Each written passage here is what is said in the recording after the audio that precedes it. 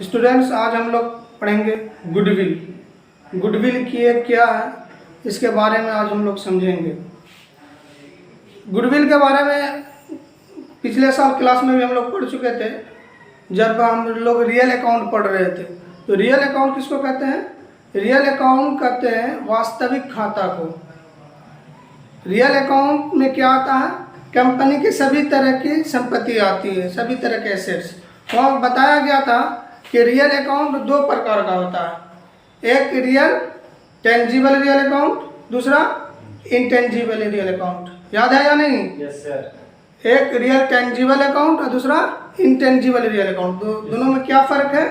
Real tangible real account किसको कहते हैं? जिसको देख और छू सकते हैं, जिसको देख और छू सकते हैं। और इंटेंजिबल रियल अकाउंट जिसको देख और छू नहीं सकते हैं। तो रियल अकाउंट दो तरह का, टेंजिबल रियल अकाउंट और intangible real account. Tangible real account में कैश हो गया जिसको हम देख और छू सकते हैं। लेकिन इंटेंजिबल रियल अकाउंट का क्या क्या मिसाल दिया गया था? व्यवहार। या इंटेंजिबल रियल अकाउंट की मिसाल है व्यवहार। हाँ, जिसको हम देख और छू नहीं सकते हैं। चलिए आज उसी के बारे में पढ़ते हैं। गुडविल जिसका हिंदी मीनिंग है ख्याति, ठीक है। इसको हिंदी में साख भी बोला जाता है। क्या बोलते हैं? साख। इसका जब हम इंग्लिश में डिफिनेशन देखते हैं तो क्या होता है, चलिए देखते हैं। Goodwill is an intangible asset reflecting a business customer connections reputation and similar factor. ये तो इंग्लिश में डिफिनेशन है। चलिए इसका हिंदी में देखते हैं डिफिनेशन। हिंदी में क्या? ख्याति से आशय व्यवसाय की प्रसिद्धि, अच्छे नाम और प्रतिष्ठा से, ठीक है। लॉर्ड लिंगले वो कहते हैं कि ख्याति क्या? चलिए उसको देखते हैं। ख्याति संबंधों तथा प्रसिद्धि से होने वाला लाभ है। चलिए ये तो स्टूडेंट्स ये क्या हुआ? ये हुआ आपको किताबी भाषा। चलिए इसको अपने भाषा में समझते हैं कि असल में ख्याति है या गुडविल है, ये होता क्या है। गुडविल है आपका अच्छा कर्म। ये क्या है? ये एसेट्स है, ये संपत्ति है। अब सवाल होता है कि ये संपत्ति कैसे होता कि नहीं होता? सवाल हो सकता है ना कि एसेट्स कैसे है जिसको हम देख और छू नहीं सकते, ये एसेट्स कैसे है? तो ये एसेट इस तरह से है कि एक दुकानदार है जिसका एक अच्छा व्यवहार है। जब उसका अच्छा व्यवहार है, उसका नाम चल गया मार्केट में, तो लोग 10 दुकान को क्रॉस करके फिर उसी के पास जाएगा। हालांकि वही चीज़, सेम चीज़ यहाँ भी मिल रही है, दूसरे दुकान में भी मिल रही है, लेकिन वहाँ पे वो नहीं लेगा, वो जाएगा तो वहीं लेगा। क्यों? इसलिए कि वो अच्छे से बात करता है, उसका व्यवहार अच्छा है और फिर उसकी क्वालिटी भी अच्छी है, वो अच्छी क्वालिटी देता है। तो अच्छी क्वालिटी देता है तो लोग उसके नाम पे वहाँ पे जा रहा है। तो गुडविल क्या हुआ? व्यवहार में क्या होता है कि उसका नाम होना, उसका मार्केट में नाम का चल जाना और खुद उस सामान की क्वालिटी होना, उसका अच्छा अखलाक होना। तो ये सब की वजह से क्या होगा? कस्टमर वहाँ पे ज़्यादा आएगा, और जब वहाँ पे कस्टमर ज़्यादा आएगा तो फिर क्या होगा? उसकी बिक्री ज़्यादा होगी, और जब बिक्री ज़्यादा होगी तो प्रॉफिट ज़्यादा होगा। तो इस तरह से हम ये क्या हो गया? गुडविल ये एसेट्स हो गया। क्या कोई दिक्कत समझ गए? चलिए अब ये हम यहाँ पे देखते हैं कि गुडविल जो है ये हमारा कहाँ पे बढ़ता है, ठीक है। इसका फैक्टर कौन कौन है? चलिए पहले इसको देखते हैं।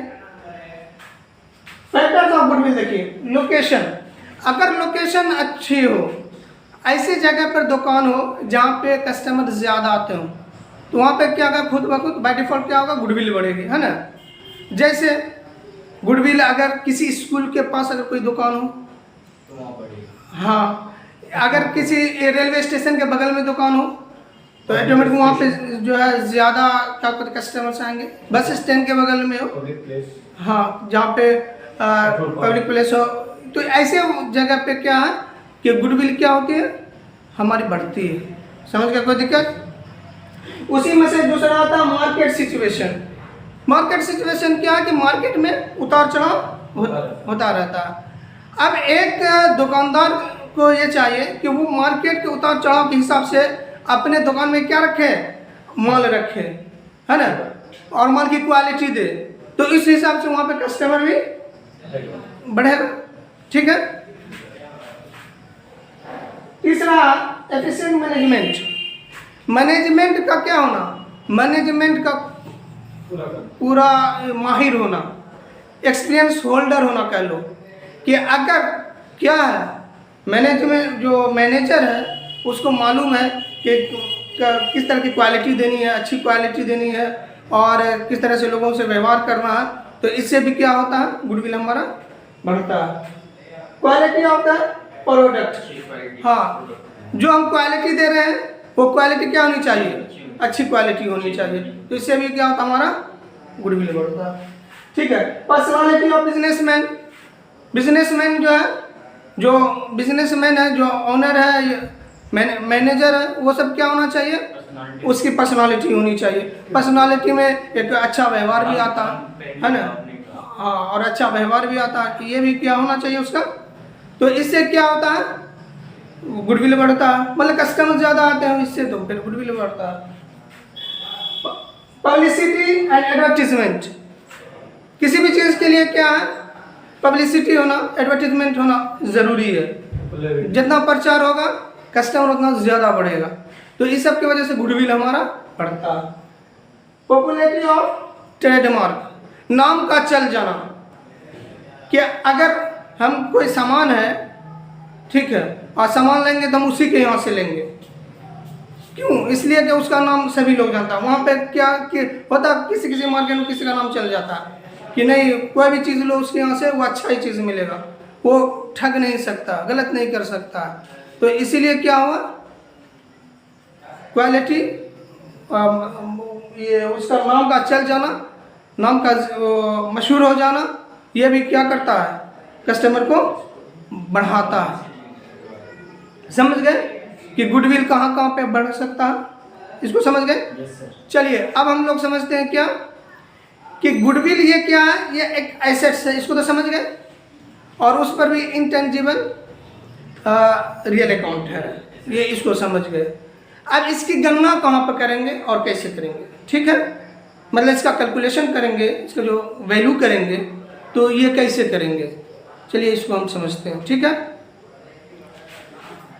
Valuation of goodwill. गुडविल कहाँ पे होती है, admission of a new partner. मान लिया जाए पहले से हम दो पार्टनर हैं, और दो पार्टनर मिलकर के हम क्या कर रहे हैं, गुडविल अपना प्रॉफिट जो है उसको बांट रहे हैं। इतना में क्या हुआ कि तीसरा पार्टनर आ गया। मान लिया जाए इनाम और रोशन, ये दो पार्टनर हैं, पहले से दोनों ये क्या कर रहे हैं, फर्म चला रहे हैं, और तीसरा पार्टनर वहाँ आ गया, बोला कि नहीं हमको भी जो है, हम भी आपके साथ रहेंगे। तो ऐसे वक्त में at a time of new admission of a partner क्या करना हमको, न्यू पार्टनर के लिए फिर उस वक्त गुडविल का वैल्यूएशन होगा। ठीक है। दूसरा, पार्टनर रिटायर्स और डाइज। तीन पार्टनर है, उसमें से किसी एक की क्या हो गई, या रिटायरमेंट हो गई या फिर उसकी डेथ हो गई। तीन पार्टनर, दो पार्टनर, या जितना भी पार्टनर, उसमें से एक की क्या हो गई, एक की रिटायरमेंट हो गई या उसकी डेथ हो गई। तो ऐसे वक्त में हम क्या करेंगे, ऐसे वक्त में हम गुडविल का वैल्यूएशन करेंगे। On the sale of partnership firm, क्या कि अब मन क्या कि नहीं, अब इसको हम बेच दें, क्या करें, बिजनेस को, जो फर्म है इसको बेच दें। तो ऐसे टाइम में बेचते वक्त हम क्या करेंगे, गुडविल का वैल्यूएशन करेंगे। जब पूरा वैल्यूएशन कर देंगे तो पार्टनर को अपना मिल जाएगा, तो ऐसे वक्त हम क्या करेंगे, इसका कैलकुलेशन करेंगे।